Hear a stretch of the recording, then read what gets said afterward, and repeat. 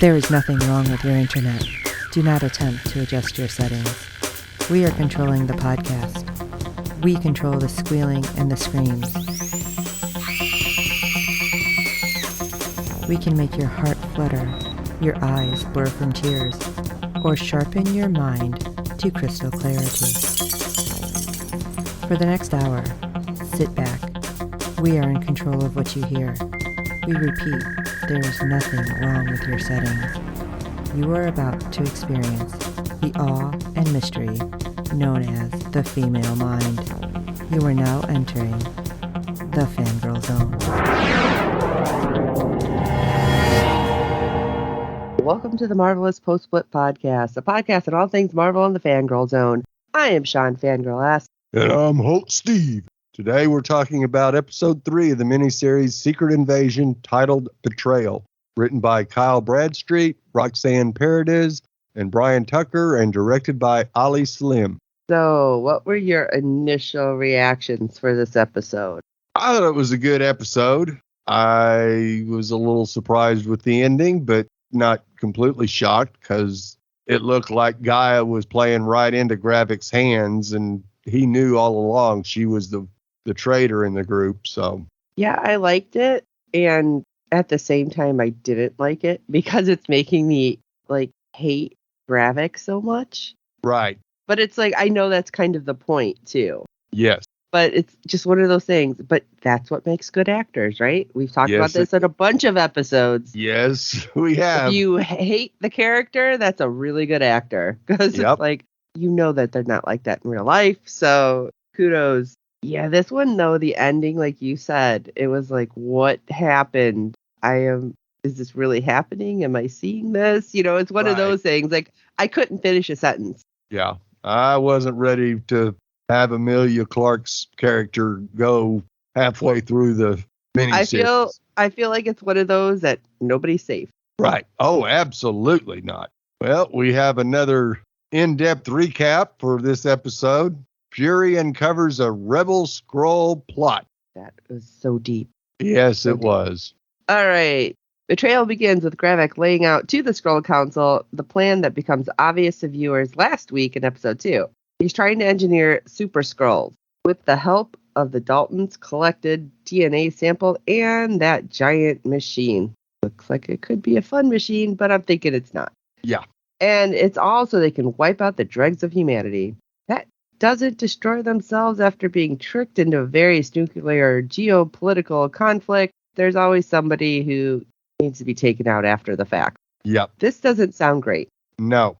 On that note, Pagan has given Xerxu and Beto assignments. That just sounds bad too. They're supposed to infiltrate the British Royal Navy disguised as officers and take down a key UN target. Of course, this could only end well, obviously. Yes. Forget Russia and U.S. Let's just take out NATO, and that'll get everybody fighting. Great. In the meantime, though, we mustn't forget about the other bombshell reveal from the previous episode, which is that Nick Fury is married to a Skrull named Priscilla. Back in the day, though, her name was Vara. Fury met his wife while she was working on some of his undercover operatives in New York 1998 as part of a covert team that was so off the books is justified fraternization between superiors and subordinates. The team was working to take down Dreykov, the villain from Black Widow, obviously with limited success.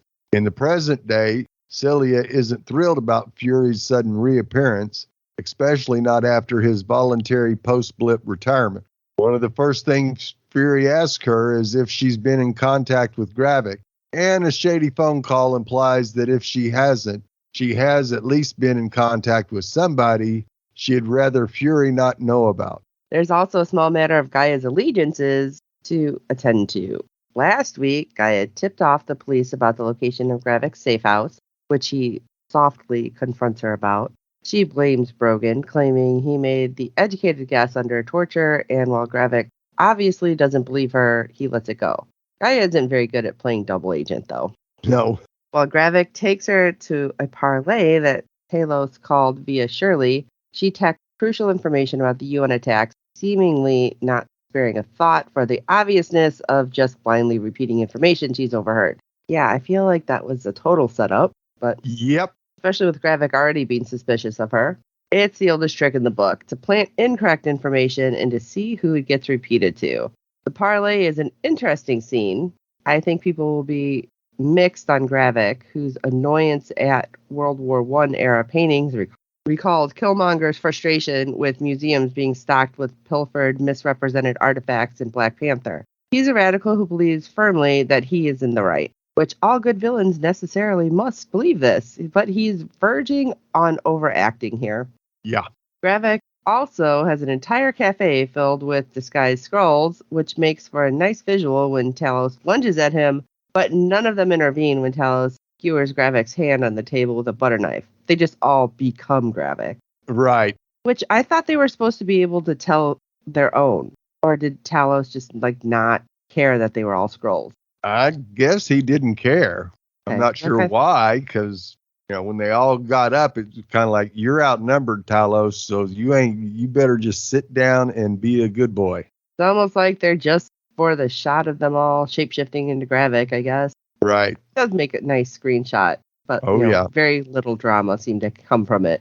On his way out, the parlay was entirely unsuccessful in case you didn't figure that part out. Talos bumps into someone who hands him a burner phone. We think it's Gaia because it just seemed that way unless there was another useful scroll in the area. Right. And information was typed out about the submarine Neptune, from which Gravik's plan was to launch his attack on the UN from. So, I don't know. I think it was Gaia. Do you think it was Gaia? I feel I think like it was Gaia's just made more phone. sense. I don't think it was Gaia, but Gaia was supposed to be there somewhere. Yeah, I thought she was supposed to be in the car across the street. So that's why Right. Yeah. It just seemed to make sense that was Gaia. At least to me. Yeah, I think the phone was Gaia's. Okay. Now, since Neptune is a British sub, Fury, after making amends with Talos, calls Sonya Falsworth, who gives him the name of the sub's commander, Robert Fairbank, a die-hard Gravik loyalist who won't give up the abort code for the submarine, even after Fury and Talos hold him at gunpoint. I'm wondering if he even knew it. I think Talos probably did. When he taunts Talos about Gaia, though, Talos shoots him dead and turns to Gaia herself for the code. This obviously means blowing her cover in New Skrulio. She retrieves the abort code from the real Bob, and the launch is averted. And damn, I wish I would have seen a few more people that they had in there, like Rhodey and maybe Maria Hill. Yeah, but maybe they're not there. Maybe they're in a different location. Could be. But when Gaia tries to make her escape, Gravik is waiting for her. The whole thing was obviously intended to root out the traitor. In a surprising turn, Gravik shoots Gaia dead. The episode ends with Celia retrieving a gun from a safety deposit box. She's instructed by the voice of Rhodey, who is apparently a Skrull, to head to a certain location at a certain time, but when she asks to speak to Gravik, her request is denied. Okay, I did not catch that was Rhodey's voice right away. Yeah. I didn't catch it until probably the rewatch. Right. And I was like, oh, great. And I am really surprised Gravik shot Gaia. Although he was like, turn around. She's like, no, shoot me in the front. Look at me. Yeah. It's like, okay, you're going to make him look you in the eyes, but it didn't stop him. No, it didn't.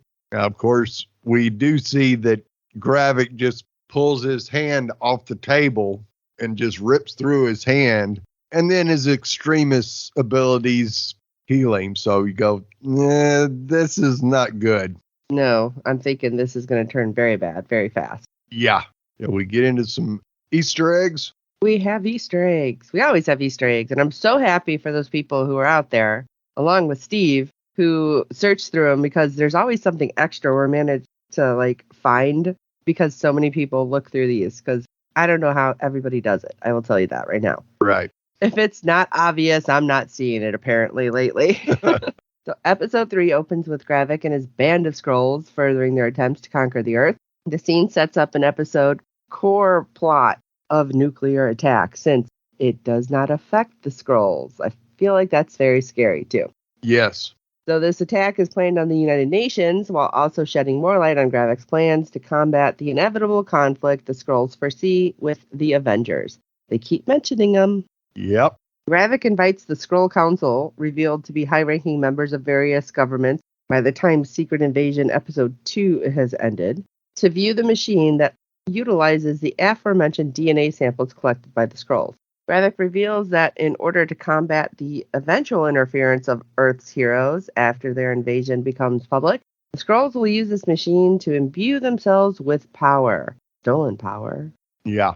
While many assumed this was the case after Episode 2, Episode 3 features the first official mention of Super Skrulls. Gravik mentions that the Skrulls will become super themselves before name-dropping the superpowered version of the green aliens from the Marvel comic.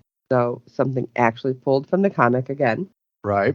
While not an overt Easter egg, Gravik's plan to create Super Skrulls links to Vision's words from Captain America Civil War. In the 2016 film, Vision gave his reasoning behind siding with Tony Stark on the debate of the Sokovia Accord. Vision states that the strength of the Earth's heroes continued to grow back in 2016 and implies that this strength was what was inciting others to become stronger themselves, thus brewing the many conflicts seen on Earth during the Infinity Saga. As a result, Vision sided with Stark as he believed the government oversight could reduce the conflict the heroes naturally bring to Earth. No. These words are proven to be true with Gravik in Episode 3, but are they true, really? Yeah. I feel like Gravik was just in a bad way. I don't know. Yeah. He was going to find any reason. Didn't matter. Gravik realizes the strength of the Avengers, which is the main catalyst for his Super Skrull experiment in Secret Invasion. This links to Vision's words, as the power of the Avengers is causing Gravik to bolster the power of the Skrulls, inciting the conflict that will undoubtedly become Super Skrulls in the future. I mean, that sounds so funky when I said it. I don't know. Super Skrulls. It sounds like it's like a bunch of good guys, but you know that right now it's not. No. While Episode 3 does not directly reference Captain America Civil War, the words of Vision are an interesting Easter egg to keep in mind as to why Gravik's uprising seems to be growing from covert infiltration to superpowered terrorism. I never thought of it that way, but yeah, it essentially is. Yes, it is. Much like Episode 2 before it, Episode 3 featured flashbacks to the 1990s. The flashbacks centered on Fury's budding relationship with Vara, the Skrull revealed to be his wife in the present storyline. Vara was revealed to be part of Fury's Skrull division that he established after Captain Marvel, which provided him with information to protect Earth while he and Carol Danvers found them a home. The flashback shows a meeting between Vara and Fury, with the former providing the latter with some vital information that references another section of the MCU. After presenting Fury with a brown envelope, Vara remarked, "This should put Dreykov's men on their heels." Dreykov is the head of the Red Room and the villain of the Black Widow movie. Given the former conflicts between Natasha Romanoff and Dreykov, the Easter egg to S.H.I.E.L.D.'s conflict with the Red Room is a neat way of connecting Secret Invasion's self-contained story to former MCU events. I forgot about Dreykov, only because I've only watched Black Widow once so far. Right. So it's one of those, like, it hasn't been on where it's on almost every weekend or something. Right. So it's hard to remember all the bad guys. Yes. In Episode 2, Gaia views the DNA samples acquired by Gravik's Skrulls, one of which was a sample of an extremist soldier. Extremist was the form of genetic mutation employed by Iron Man 3 by AIM, which imbued soldiers with fire-based power that allowed them to regenerate from injuries and become stronger. This hint in Episode 2 came to fruition in Episode 3 with the reveal that Gravik is already a Super Skrull and contains the powers of Extremis himself. During a conversation with Talos, Gravik mentions Gaia, prompting the former to impale the latter with a knife. After Talos leaves, Gravik simply pulls his hand free from the blade before his Extremis powers kick in and allow him to heal his wound. While Episode 2 hinted at Extremis powers being part of Episode 3, that showed them in action in an Easter egg to how they were visually portrayed in Iron Man 3 with the same orange glow and healing effects. I am starting to wonder, because nobody else acted, how many people have actually been changed to Super Skrulls, or it's basically right now just Gravik? I'm thinking probably right now it's just Gravik. So he's like, look what I can do. And then maybe he'll share that power. I mean, if he wants to make them, we'll see what happens. But, I mean, we're halfway through the season at this point. Right. So we'll see. But we have more Easter eggs. One of the smaller Easter eggs in episode 3 comes from before Talos and Fury's mission during the episode's climax. The two are shown talking in the car on the way to their location, with Talos referencing Fury's career as a spy from the MCU's past. Talos confirms that the only reason Fury rose through the ranks was because of the Skrulls and the information they fed him, also linking to the mention of Dreykov earlier in the episode. The reference recontextualizes Fury's power in the MCU, as the Easter egg hint that most of Fury's covert information came from the Skrulls themselves. I feel like that does change a lot of stuff. Totally skews it. Yes, it does.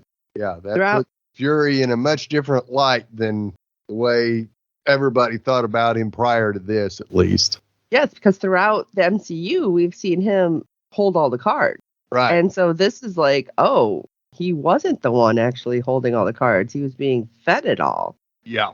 So that just makes me like kind of tilt my head and watch like, okay, now I got to change thoughts here. Yes.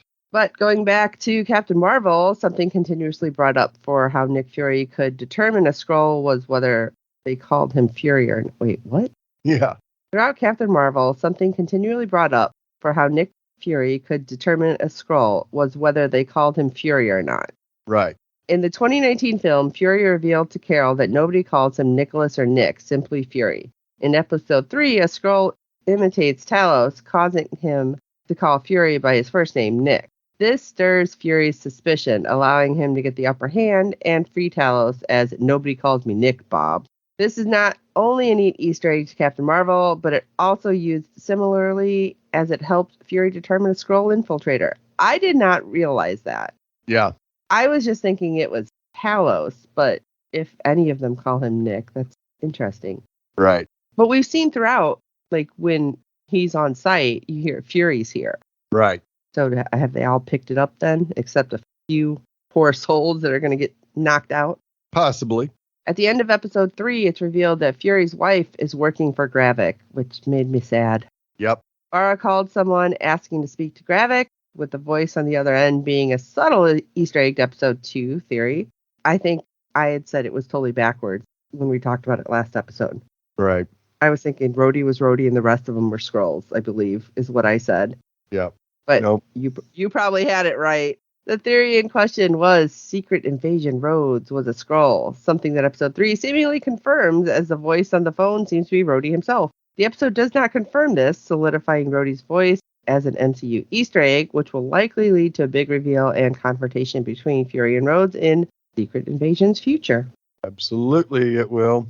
Well, we'd love to hear your thoughts on each and every episode this season. Our deadline for feedback is 6 p.m. Eastern every Friday during the season. You can send your feedback via email or audio to contact us at fangirlzone.com. Please review and rate us on iTunes and any other platform you use for your podcast. With good ratings and reviews, it helps other fans of the show find us, as there are plenty of other Marvel podcasts out there. Tell your friends, and we do hope you're enjoying our podcast. And don't forget to check out the other great Fangirl Zone podcasts. You can go to www.fangirlzone.com and check out our website and all of the podcasts. We have many, many podcasts, as well as the contact page that has all of the ways to get a hold of us, because there are many, many contacts over there too. We love to hear from you. We want to answer any questions you have, tinfoil hat theories, anything. And as con season goes throughout the year, you may see us walking around your local con, and please come up and talk to us, because we will be in our jerseys and happy to talk to you about any of the shows that you're watching. So for this episode of the Marvelous Post-Blip Podcast, I'm Hulk Steve. Nobody calls me Nick, Bob. And I'm Shawn, Fangirl S. And until next time.